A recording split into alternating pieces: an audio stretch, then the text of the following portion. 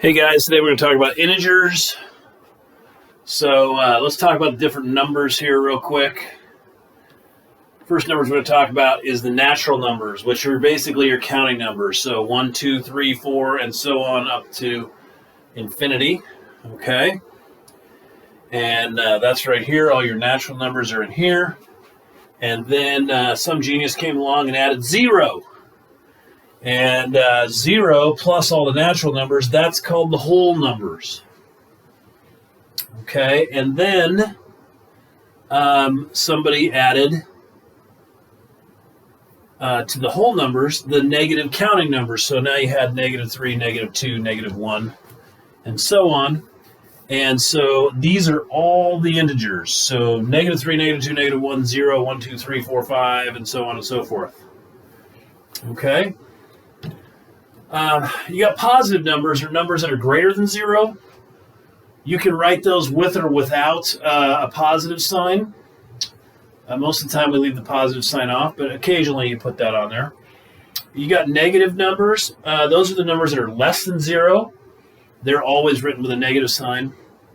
And then you've got 0, which is neither positive nor negative. Okay. Two numbers that are the same distance from 0 on a number line, but on opposite sides of 0 are called opposites. So the opposite of 0 is 0 because it has its own opposite. But if you look here, this distance here is 4, and this distance right here is also 4. So 4 and -4 are opposites. Pretty simple stuff. Okay, so write a positive or negative integer that represents the situation. A contestant gains 250 points on a game show.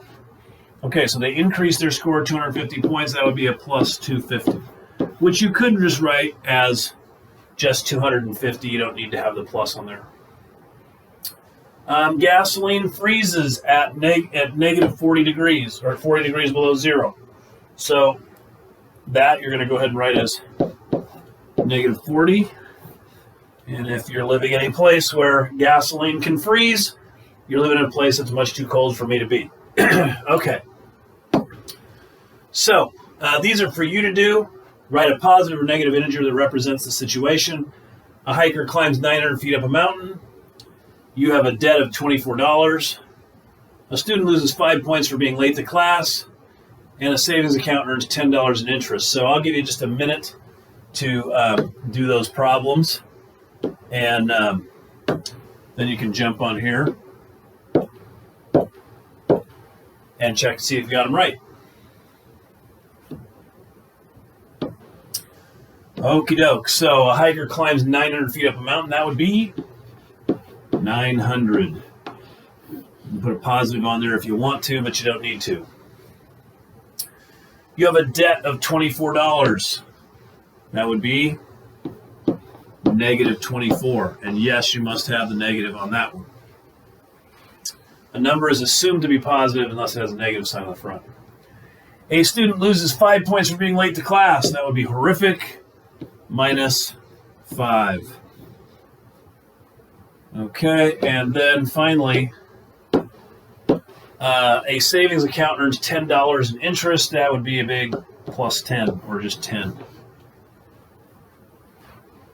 So hopefully you got all 4 of those correct. All right, graph each integer and its opposite on a number line. So we're going to graph the number 5. We're going to go out here to 5. I'm just going to put a dot right there. Now its opposite, of course, would be -5. So you're going to put its opposite right there.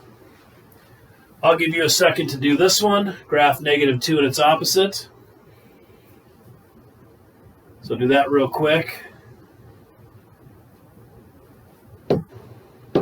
Okay, so -2 would go right here. And its opposite would be +2, which is going to go right there. And you're done. Piece of cake. Should be an easy lesson today. All right, you deliver flowers to an office building. You enter ground level and go down 2 floors to make the first delivery. Then you go up 7 floors to make the second delivery. What integer represents your return to the main floor? Okay, so here's what I would do is I would go ahead and draw a picture of this situation. So you come in at the ground floor, that's 0, and you go down 2 floors, okay? So your first step is to go down 2. There's -2. You make your first delivery. Now you go up 7 floors. So 2 gets you back to 0. Then 1, that would be 3, 4, 5, 6, 7. Okay, what number is that? So you're going up 7. And that's going to be the number 5. Okay, so now you got to return to the ground floor. So we're going to return to here, and that's going to be -5 right there. Okay.